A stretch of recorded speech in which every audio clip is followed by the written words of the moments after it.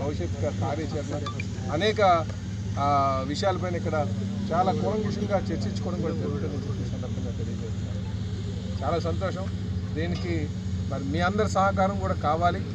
మీ అందరి సహకారం, ఎందుకంటే మీడియా వారి సహకారం ఉంటే ఇక్కడ మనం జరుగుతున్నటువంటి విషయాలు కానీ, ఇక్కడ చేస్తున్నటువంటి సన్నిహక పనులు కానీ ఇవన్నీ కూడా తెలియజేస్తుంది. ఇదేమవుతుందంటే కొంత ఉత్సాహం నింపుతుంది మా కార్యకర్తలు.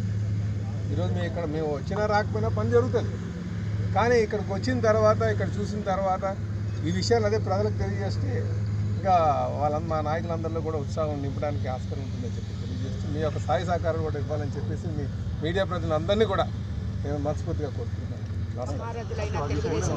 పెద్దలందరూ ఈరోజు ఇక్కడ వచ్చి ఆ సమావేశాన్ని నిర్వహించుకొని 20 కమిటీలు ఉన్న ఈ మహానాడు కమిటీలు అందరికీ వారి పనులు వాళ్ళకి దిశానిర్దేశాలు నిన్న చేయడం జరిగింది.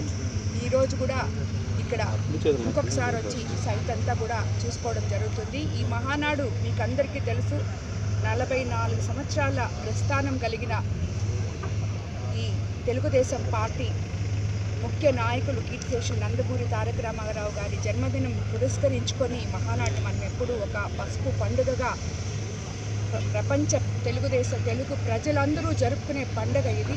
అటువంటి పండుగ 44 సంవత్సరాల తర్వాత నెల్లూరు జిల్లాలో, అది కూడా 10కి 10 సీట్లు సాధించి, అదేవిధంగా కందుకూరు కూడా మన పార్లమెంట్లో 11 సీట్లు బద్దలు కొట్టి ఎవరు వేరే పార్టీకి లేకుండా అత్యంత భారీ మెజారిటీలతో గెలిచిన ఎమ్మెల్యేలు అందరూ ఉన్నారు, 11 మంది.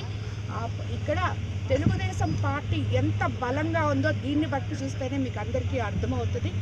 అటువంటి బలంగా ఉన్న ఈ జిల్లాలో ఈసారి ఇక్కడ మనం మహానాడు పెడితే బాగుంటుంది అని చెప్పి మన ముఖ్యమంత్రి నారా చంద్రబాబు నాయుడు గారు మొట్టమొదటిసారిగా